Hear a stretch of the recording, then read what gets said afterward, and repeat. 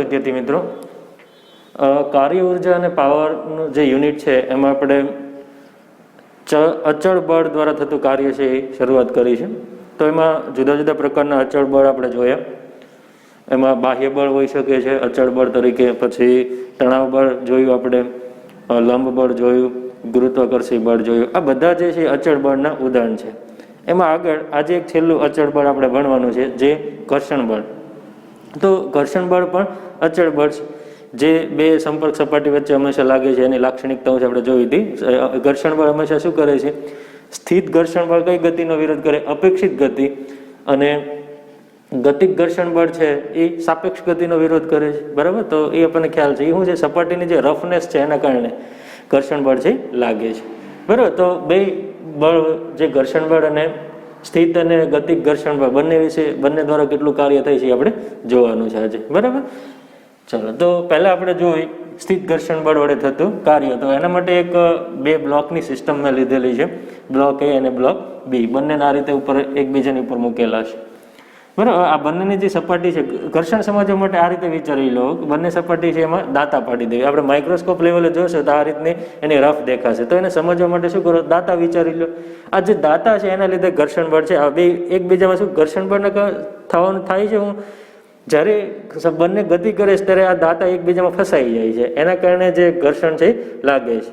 બરાબર, જો બાહ્ય બળ વધારે હશે તો દાંતા છે એ એકબીજાને રોકી શકશે નહીં, આ રીતે તૂટીને આગળ વહી જશે, જેને આપણે ગતિક ઘર્ષણ કહે છે. પણ ધારો કે એમાં ફસાઈ રહે છે, એમને બાહ્ય બળ એટલું બધું વધારે નથી, જેથી કરી આજનું જે ઇન્ટરલોકિંગ છે એ તોડી શકે. બરાબર, તો એ સ્થિત ઘર્ષણ રહેશે. પણ બાહ્ય બળ જેમ વધારશે તો એક લિમિટ આવશે જ્યાં આ જે કોન્ટેક્ટ છે એ આ રીતે તૂટી જશે, તો એ ગતિક ઘર્ષણ તે આવશે. તો સમજવા માટે આપણે જે દાંતાઓ છે એ બનાવી દેવી. બરાબર, તો અહીંયા સ્થિત ઘર્ષણ છે લાગે. અત્યારે શું કર્યું છે? એફ જેટલું બળ લગાવું છું, આખી સિસ્ટમ છે એ કાર્યકર્તી કરે છે, બાહ્ય બળ બહુ વધારે લગાવતો નથી. બરાબર, તો આ રીતે ઉદાહરણ આપણે સમજીએ. ધારો કે આ એ બ્લોક અને બી બ્લોક છે તમારો. ઓકે, આ રીતે દૂર છે, એનો મારી તરફ લાવવું છે, ખેંચવું છે. બરાબર, ધીરે ધીરે. તો તમે જોશો તો ડસ્ટર છે એ પુસ્તકની સાપેક્ષમાં, ઓકે, પુસ્તક ઉપર ગતિ કરતું નથી. બંને આખી સિસ્ટમ એક સાથે આવે છે, તમે જોઈ શકો છો. બરાબર, બાહ્ય બળ ઓછું મેં લગાડ્યું છે, તો આખી જે સિસ્ટમ છે એ અને બી એ એક સાથે આવે છે. બરાબર, આ રીતે ધક્કો મારશું તો એક સાથે જાય છે. બરાબર, તો બાહ્ય બળનું મૂલ્ય ઓછું હશે તો આખું જે તંત્ર છે એ એક સાથે ગતિ કરે છે. બરાબર, ડસ્ટર છે આની ઉપર સ્થિર છે, એની ઉપર ગતિ કરતું નથી. તો શું થાય છે? અહીંયા જે છે ડસ્ટર છે આની સાપેક્ષમાં કેવું છે? સ્થિર છે. તો અહીંયા જે સંપર્ક સપાટી છે ત્યાં કયું ઘર્ષણ બળ લાગતું હશે? સ્થિત ઘર્ષણ બળ. ડસ્ટર છે આના પર આ રીતે ગતિ કરતું નથી. જો આ રીતે ગતિ કરવા માંડે પુસ્તકની પર તો કયું ઘર્ષણ બળ આવશે? ગતિક ઘર્ષણ. પણ અહીંયા તો કેવું રહે છે? બાહ્ય બળ છે હું આ રીતે લગાવું છું તો ડસ્ટર સ્થિર છે, તો સ્થિત ઘર્ષણ બળ અહીંયા લાગશે. બરાબર, તો એ રીતે સ્થિત ઘર્ષણ બળ દ્વારા કેટલું કાર્ય થશે આપણે ગણશું. એ ઉપર, બી ઉપર અને આખી સિસ્ટમ ઉપર કેટલું થશે. તો કઈ દિશામાં લાગશે ખાસ વિચારો. તો શું કરું છે? તંત્ર આ બાજુ આખું ગયું. બળ કોના પર આપણે લગાડ્યું? એ ઉપર. તો હાલો સ્વાભાવિક છે એ જવાનો છે. પણ બી પણ હારવાર જાય છે. બી તો ઉપર બળ લગાવ્યું નથી. પદાર્થ છે ગતિ ક્યારે કરે? એના પર બળ લાગે ત્યારે. તો બી ઉપર કોઈ બળ લાગતું નથી. તો એનો મતલબ અહીંયા જે છે આ સંપર્ક સપાટીએ કોઈ બીજું બળ હોવું, જો આપણને ખબર છે સંપર્ક સપાટીએ એક બળ લાગે ઘર્ષણ બળ, તો ઘર્ષણ બળ બીને લઈ જાય છે. બરાબર, વ્યવસ્થિત સમજો. બળ તમે કોના ઉપર લગાવ્યું? એ ઉપર. તો એ જે છે આગળ ગયો, ચાલો આપણે સમજી ગયા. પણ બી શું કામ આગળ ગયો? બી ઉપર તો આપણે બળ લગાવ્યું નથી. તો બી ને આગળ લઈ જવા માટે કોણ જવાબદાર છે? ઘર્ષણ બળ. તો મેં શું કર્યું છે? આ બેને અલગ કરીને ઘર્ષણ બળ જોવાનો પ્રયત્ન કર્યો છે, કઈ રીતે લાગતું હોવું જોઈએ. સોરી, આ ઊંધું થઈ ગયું છે. અહીંયા બી છે, અહીંયા બી આવશે ને અહીંયા એ આવશે. બરાબર, તો બી આગળ, બી ને કોણ આગળ લઈ જતું હશે? આ સ્થિત ઘર્ષણ બળ. ખ્યાલ આવ્યો? હવે ન્યૂટનના ત્રીજા નિયમ મુજબ બી ઉપર જો આગળ બળ લાગતું હોય તો એ ઉપર કઈ દિશામાં લાગશે? પાછળની દિશામાં.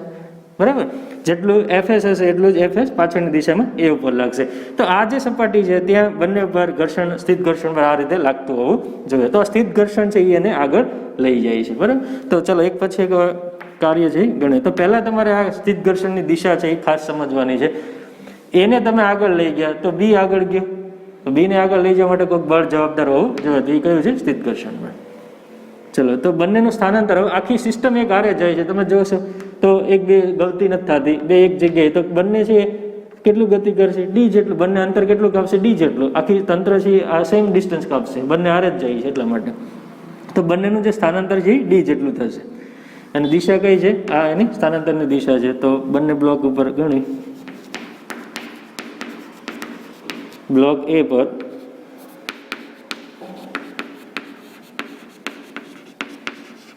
સ્થિત ઘર્ષણ બળ વડે થતું કાર્ય,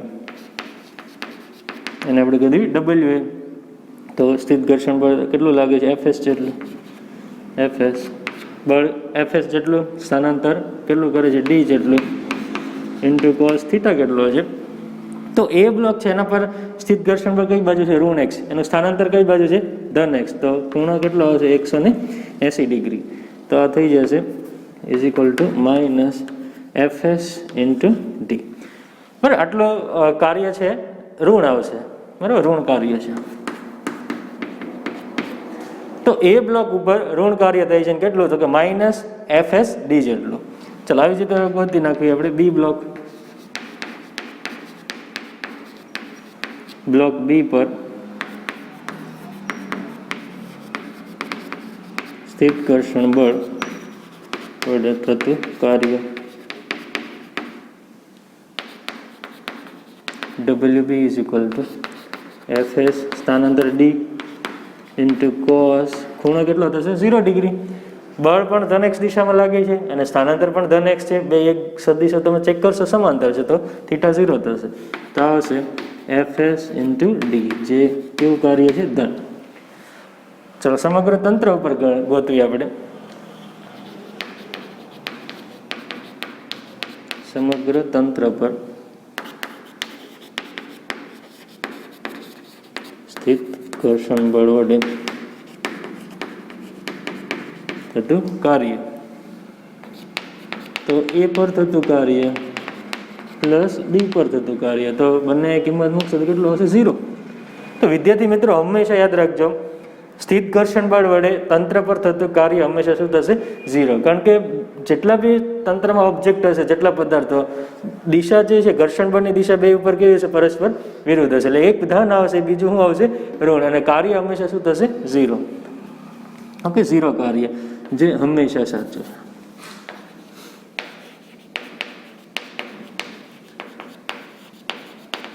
સ્થિત ઘર્ષણ બળ વડે તંત્ર પર થતું કાર્ય હંમેશા 0 હોય છે. તંત્ર ઉપર જ્યારે કાર્ય ગોતશો તો હંમેશા 0. અને સ્થિત ઘર્ષણ બળ વડે થતું કાર્ય કેવું હોઈ શકે છે? ધન હોય, ઋણ હોય, અથવા 0 પણ હોઈ શકે છે. સ્થિત ઘર્ષણ બળ વડે થતું કાર્ય ધન, ઋણ કે 0 હોય છે. બરાબર. અને તંત્ર ઉપર હંમેશા 0 જ હોય છે. તંત્ર ઉપર હંમેશા 0. એક તમે તંત્રનો એક ઓબ્જેક્ટ લો, એક પદાર્થ લો, તેના પર ધન હોઈ શકે, ઋણ હોઈ શકે, અથવા 0 પણ. અને તંત્ર કહે તો હંમેશા 0. ચલો એની પછી વાત કરીએ આપણે ગતિક ઘર્ષણ. તો આમાં જે છે ગતિક ઘર્ષણનું ઉદાહરણ તમારે સમજવું હોય તો આ રીતે વિચારો. ધારો કે સેમ સિસ્ટમ છે. હવે આને આપણે હું ઝડપથી ખેંચીને લાવું છું, બાહ્ય બળની કિંમત વધારી દઉં છું આ રીતે. તો હવે તમે જોશો તો ડસ્ટર છે એ પાછળ રહી ગયું. વિદ્યાર્થી મિત્રો ખાસ સમજો, ડસ્ટર છે હવે સ્થિર રહેતું નથી. આ જે પુસ્તક છે તો એની ઉપર શું કરે છે? ગતિ કરે છે. કઈ બાજુ જાય છે? પાછળની તરફ વ્યૂ જાય છે આ રીતે. આને હું ઝડપથી વધારે બળથી ખેંચું છું. હા, બરાબર. કેવું વહી ગયું? પાછળ વહી ગયું. ઓકે, અહીંયા આવી ગયું. જે પેલા અહીંયા હતું અહીંયા આવી ગયું. તો ડસ્ટર છે એને કેવું અંતર કાપ્યું? ઓછું. અહીંથી આટલું અંતર કાપ્યું. જ્યારે પુસ્તક છે ને વધારે અંતર કાપ્યું. તો અહીંયા બેના અંતર છે સરખા નથી, કારણ કે બંને વચ્ચે શું થાય? સાપેક્ષ ગતિ થાય છે. પુસ્તકની સાપેક્ષમાં ડસ્ટર છે એ પાછળ રહી જાય છે. બે વચ્ચે શું થાય? સાપેક્ષ ગતિ થાય. કઈ બાજુ? પાછળની તરફ. તો આના પર જે ઘર્ષણ બળ લાગશે, ઘર્ષણ બળ હંમેશા શું થશે? ગતિનો વિરોધ કરે. ગતિક ઘર્ષણ છે કઈ? સાપેક્ષ ગતિ. તો પુસ્તકની સાપેક્ષમાંની ગતિ કેવી છે? પાછળ. તો એના પર જે ઘર્ષણ બળ લાગતું હોવું જોઈએ કઈ બાજુ આવશે? આગળ આવશે ગતિક ઘર્ષણ. ઓકે, હવે ન્યૂટનના ત્રીજા નિયમ મુજબ જે એ છે એના પર કઈ બાજુ બળ લાગશે? આના ઉપર આગળ લાગ્યું તો પુસ્તક છે એના પર શું થશે? પાછળની દિશામાં લાગશે. અને વસ્તુ ખાસ સમજવાની છે, બેયના અંતર છે સેમ નથી. તમે અહીંયા જ્યારે પહોંચશો ત્યારે પુસ્તક છે આગળ આવી ગયું છે, જ્યારે ડસ્ટર શું રહે છે પાછળ રહી જાય. તો ડસ્ટરનું જે સ્થાનાંતર છે ઓછું છે, પુસ્તકનું કેવું છે વધારે છે. તો મેં બે એટલા માટે જે એ બ્લોક છે એનું સ્થાનાંતર D1 કીધું, જે આપણું પુસ્તક થશે એ તરીકે, એનું સ્થાનાંતર D1. પછી ડસ્ટર છે આપણો B1 છે, એનું સ્થાનાંતર કેટલું થશે D2. આ બે વચ્ચે સંબંધ શું થશે, D1 is greater than D2 હશે. બરાબર. તો વિદ્યાર્થી મિત્રો ખાસ સમજજો, અથવા આ રીતે પણ યાદ રાખો. એવું જરૂર નથી કે બળ તમે આ જ લગાવો, ઘણી વખત આ સિસ્ટમ પણ આપે, ઉપર બળ આપે. તો જેના ઉપર બળ લગાડો છો એનું સ્થાનાંતર હંમેશા વધારે હશે. જેના ઉપર બળ લાગે એનું સ્થાનાંતર વધારે થાય. બરાબર. બરાબર. ચલો તો હવે તંત્ર ઉપર ગણ્યું અને બંને બ્લોક ઉપર ગણ્યું. Block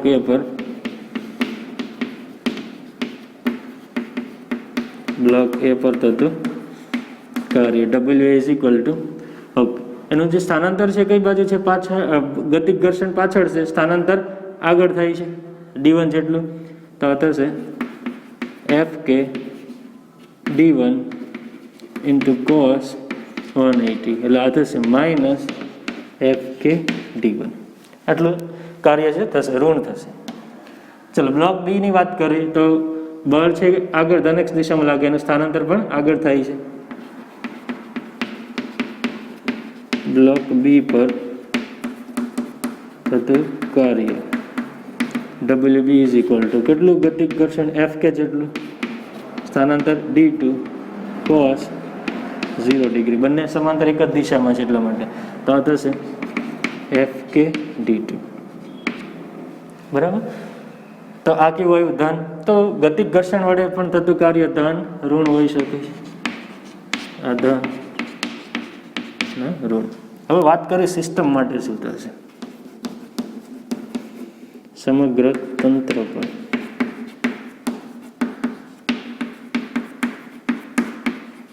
W is equal to, બંનેને શું કરી નાખો, સરવાળો. A પર થતું કાર્ય પ્લસ B પર થતું કાર્ય.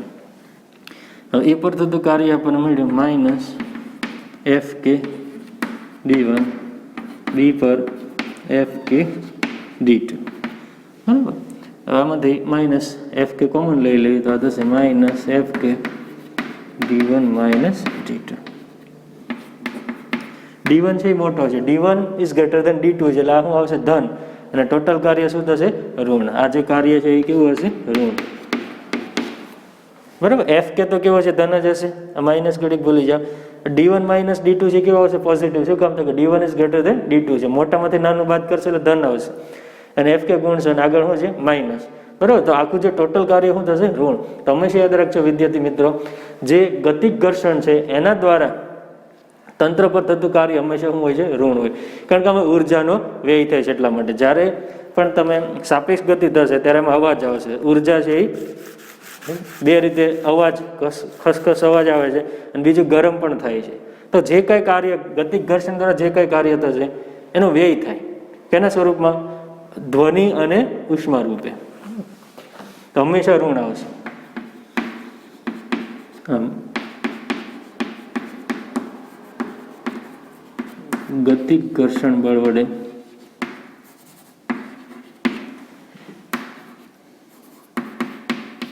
તંત્ર પર થતું કાર્ય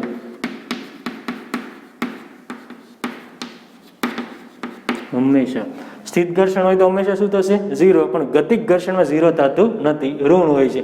ઋણનો મતલબ શું થાય, ઉર્જાનો વ્યય થાય. આમ ગતિક ઘર્ષણ બળ વડે તંત્ર પર થતું કાર્ય હંમેશા ઋણ હોય છે. કારણ કે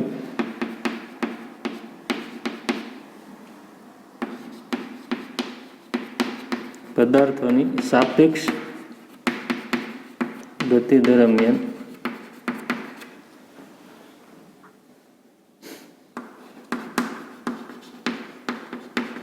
ગતિક ઘર્ષણ વડે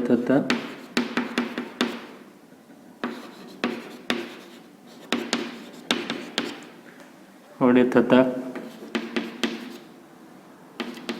કાર્યનો ઉષ્મા અને ધ્વનિના સ્વરૂપમાં વ્યય થાય છે.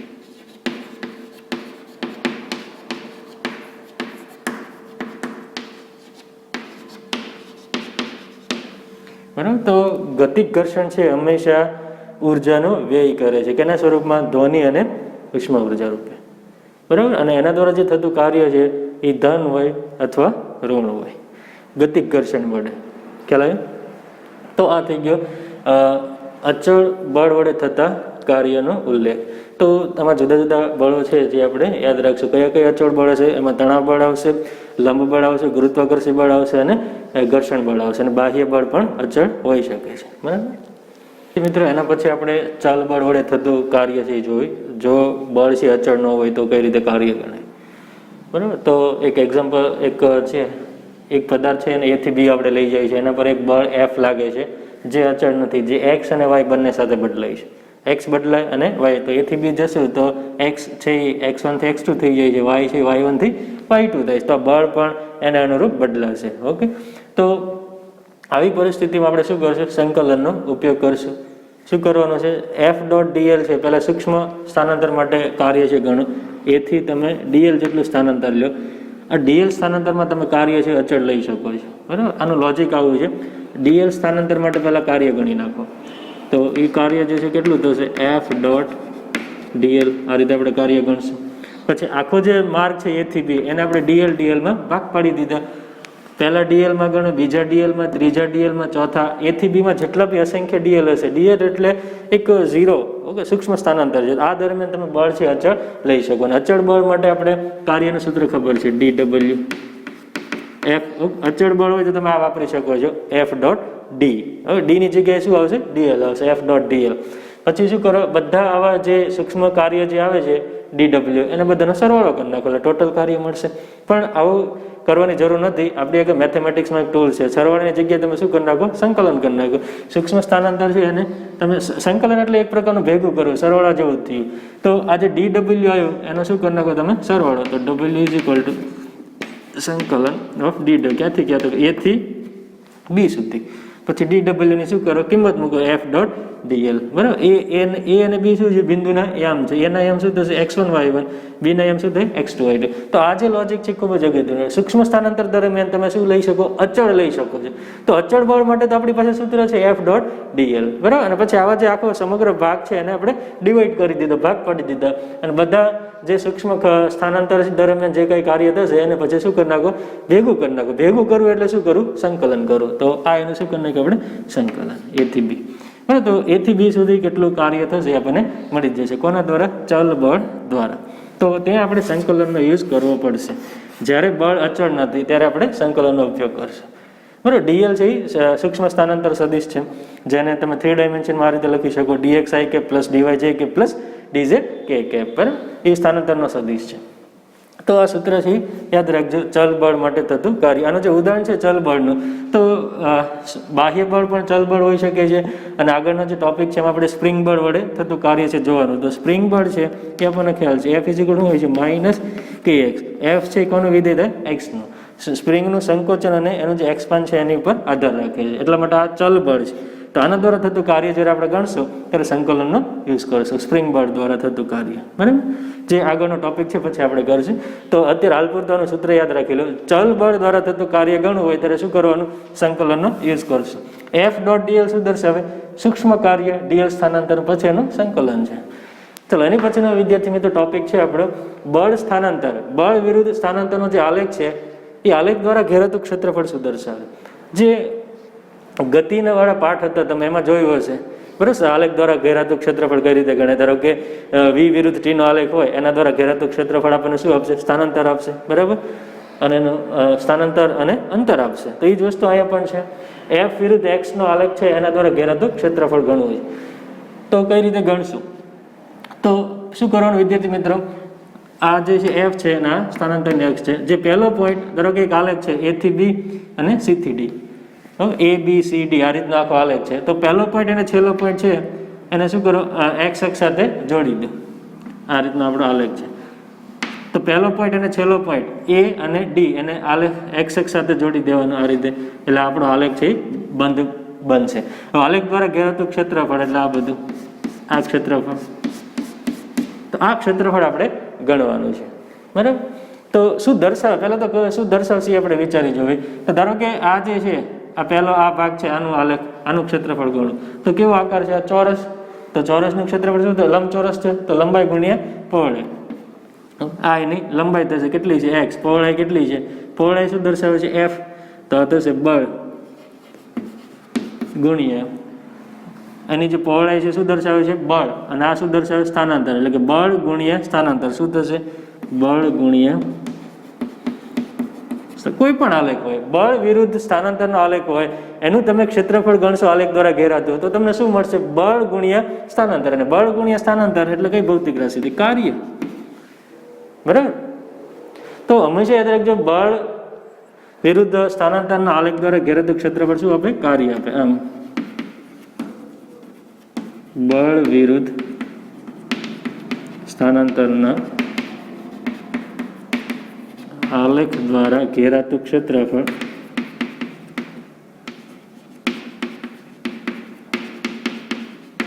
કાર્ય આપે છે. એફ વિરુદ્ધ એક્સ નો આલેખ હોય અને એના દ્વારા ઘેરાતું જો ક્ષેત્રફળ ગણશો તો શું આવશે? કાર્ય આવશે. બરાબર. હવે કાર્ય ધન પણ હોઈ શકે, ઋણ પણ હોઈ શકે. તો એના માટે શું કરવાનું? જો ક્ષેત્રફળ એક્સ અક્ષની સ્થાનાંતરની ઉપર હોય તો કેવું લેવાનું? પોઝિટિવ ધન લેશું. આ ડબલ્યુ કેવું આવશે? પ્લસ આવશે. જો નીચે ઘેરાતું હોય, એક્સ ની નીચે હોય તો એ કેવું આવશે? ઋણ આવશે. અને કુલ કાર્ય ગણવું હોય તો શું કરી નાખો? સરવાળો કરી નાખશો. બરાબર. તો ધારો કે આ જે કાર્ય આપણે ગણવું છે તેમાં આપણે ગણવી કુલ કાર્ય કેટલું થશે? ડબલ્યુ ઇઝ ઇક્વલ ટુ આને આપણે કહી દઉં W1 અને શું કહી દો? W2. તો આ થશે W1 માઇનસ W2.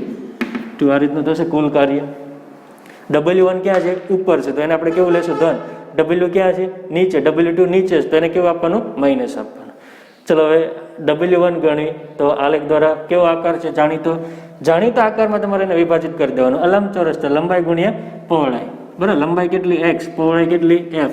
તો આ થશે f ઇન્ટુ x. અને કેવું આવશે? ધન આવશે ઉપર છે એટલા માટે. ચલો નીચે જે છે એને આપણે માઇનસ તો આપી દીધું છે. ચલો એની લંબાઈ કેટલી? આ 2x થી કેટલો ગયો? 3x. એટલે કેટલું થયું? x. ચલો એની પહોળાઈ કેટલી છે? f. હવે ધ્યાન આપજો વિદ્યાર્થી મિત્રો, તમે અહીંયા માઇનસ લઈ લીધા, હવે આને માઇનસ લેવાનું નથી, ખાલી મૂલ્ય જ એનું લેવાનું છે. બરાબર. તો એનું મૂલ્ય કેટલું છે? f જેટલું. અને એની લંબાઈ પણ કેટલી છે? x. પહોળાઈ f, લંબાઈ x. બરાબર. તો f ઇન્ટુ x. તો ટોટલ fx માઇનસ fx કેટલું? 0 કાર્ય.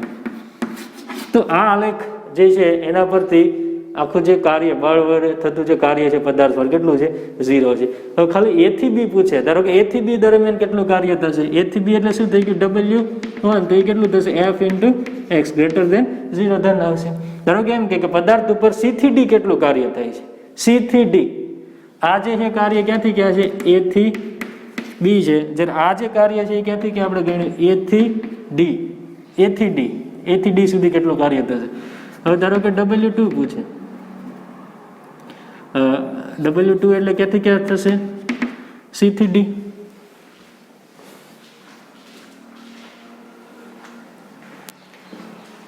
ઓકે. W2 ગણવાનું છે, C થી D ગણવી. તો એ જે છે કેટલું થશે? f. પહોળાઈ કેટલી? f. લંબાઈ કેટલી? x. અને કેવું છે? નીચે. તો નીચે છે એટલે શું આવશે? માઇનસ. આપણે નિશાની આગળ લગાવી દઈશું. તો આ જે છે કેવું છે? ઋણ છે. C થી D. બરાબર. તો આમાં યાદ શું રાખવાનું છે? ઉપર ધન, નીચે ઋણ. બાકી જે અંદર કિંમત તમે મૂકશો એ હંમેશા એનું મૂલ્ય જ મૂકવાનું છે. અંતર છે એ ક્યારેય ઋણ હોતા નથી. બરાબર. તો આ થઈ ગયું ચલ બળ દ્વારા થતું કાર્ય અને આલેખ દ્વારા ઘેરાતું ક્ષેત્રફળ. મિત્રો એના પછીનો જે પ્રકરણનો જે બીજો પાઠ છે ઉર્જા, એ આપણે શરૂઆત કરશું. તો ઉર્જા છે આ પાઠની અંદર આપણે ઉર્જાના ઘણા બધા સ્વરૂપો છે. બરાબર. તો આ પાઠની અંદર આપણે 3 ઉર્જા છે ભણવાની છે: ગતિ ઉર્જા, સ્થિતિ ઉર્જા અને યાંત્રિક ઉર્જા. બરાબર. ઘણી બધી ઉર્જા હોય છે. ઉષ્મા ઉર્જા હોય છે, રાસાયણિક ઉર્જા હોય છે.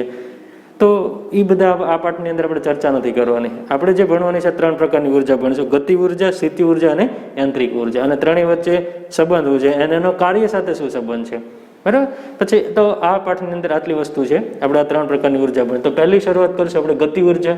ગતિ ઉર્જા છે ને ઇંગ્લિશમાં કહેવાય કાઇનેટિક એનર્જી.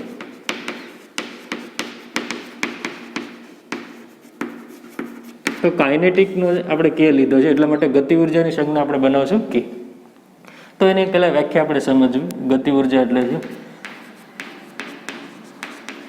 પદાર્થના દળ m, પદાર્થના દળ m અને તેના વેગ v ના વર્ગના ગુણાકારના અર્ધ મૂલ્યને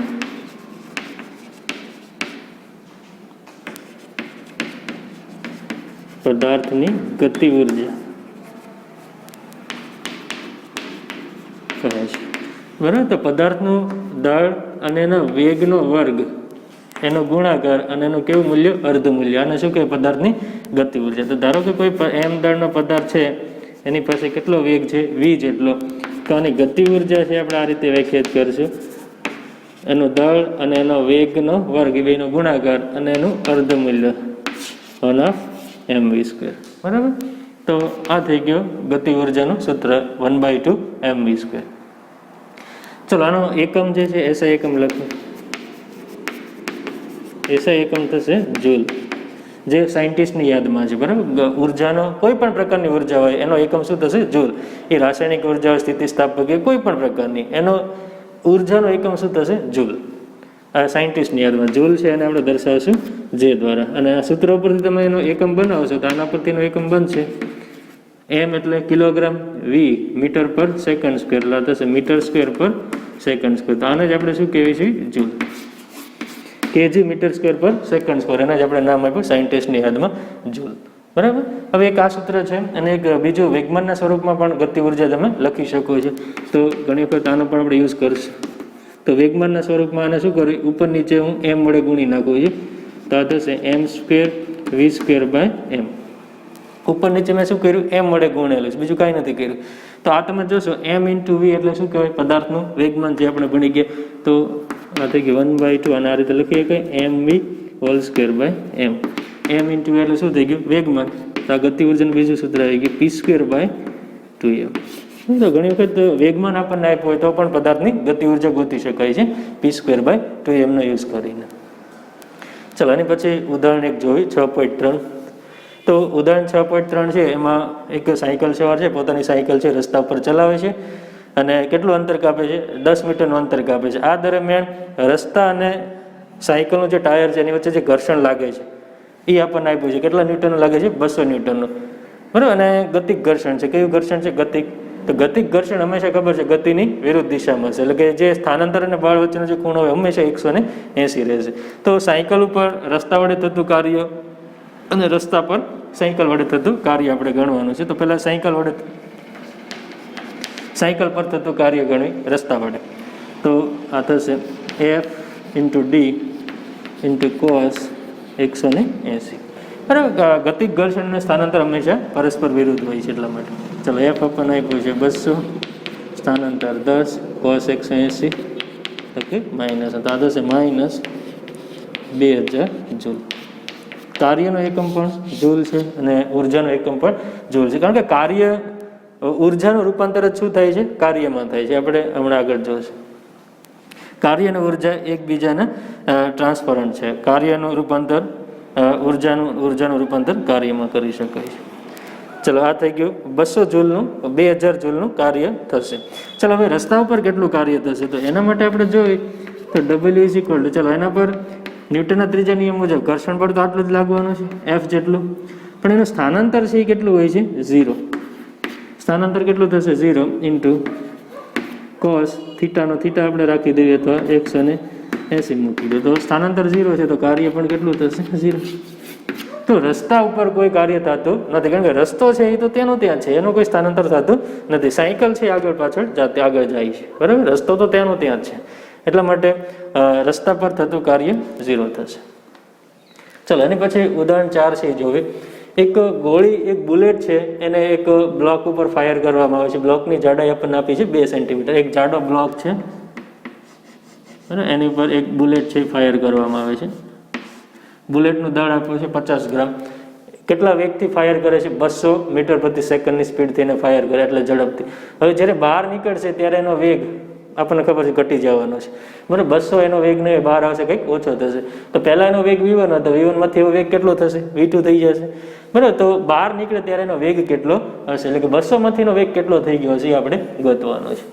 તો એની ગતિ ઉર્જા પણ બદલાશે. બરાબર. પહેલા એની ગતિ ઉર્જા K1 હશે, પછી એની ગતિ ઉર્જા K2 હશે. તો આપણને આપેલું છે આ K2 છે એ K1 ના 10% છે. આ રકમમાં આપણને આપેલું છે K2 છે એ કેટલી થઈ જાય છે, K1 ના 10% છે. બરાબર. તો એની ઝડપ છે કેટલી હશે, આ બહાર નીકળી ઝડપ. તો પહેલા આપણે શું ગોતી નાખી, K1 પ્રારંભિક ગતિ ઉર્જા ગોતી.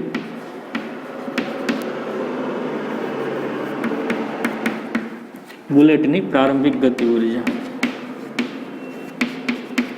K1 is equal to 1/2 m v1 square. હમણાં જ આપણે ગતિ ઉર્જા પડે 1/2 m v સ્ક્વેર.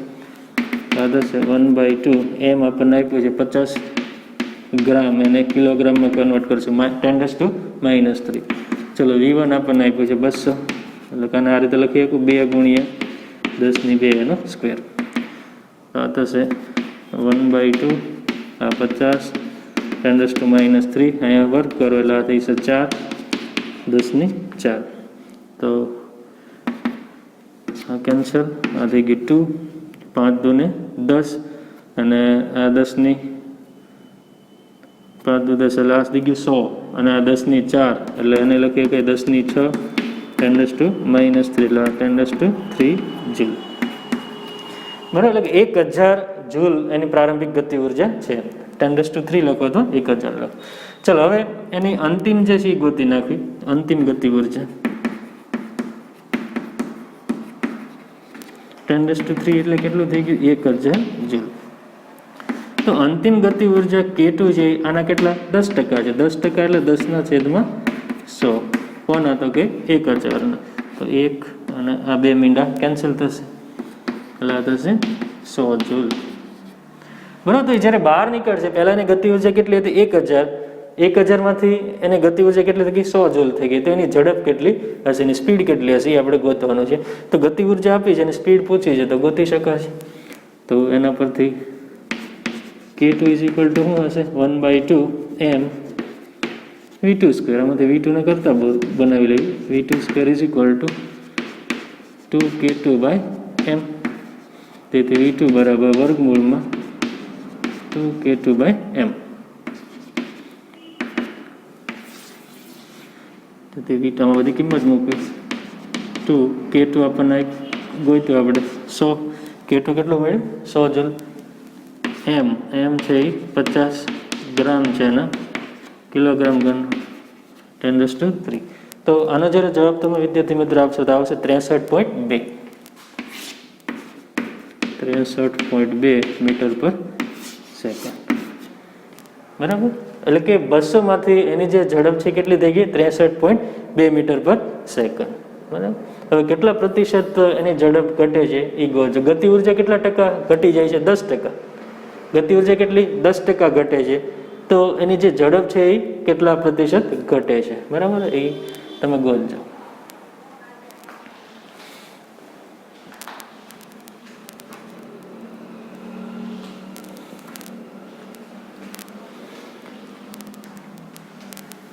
ચલો એનો પ્રતિશત ફેરફાર ગોતો હોય તો કઈ રીતે ગોતી શકશો, ઝડપમાં થતો પ્રતિશત ફેરફાર.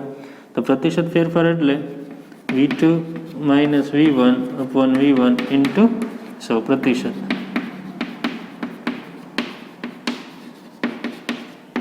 આ રીતે તમે પ્રતિશત ફેરફાર છે એ ગોતી શકશો. આ થશે 63.2 - 200/200 × 100. બરાબર. તો કેટલા ટકા એની ઝડપ છે થઈ જશે, આનું સાદુરૂપ તમે આપી દેજો. એટલા ટકા એની ઝડપ છે થશે.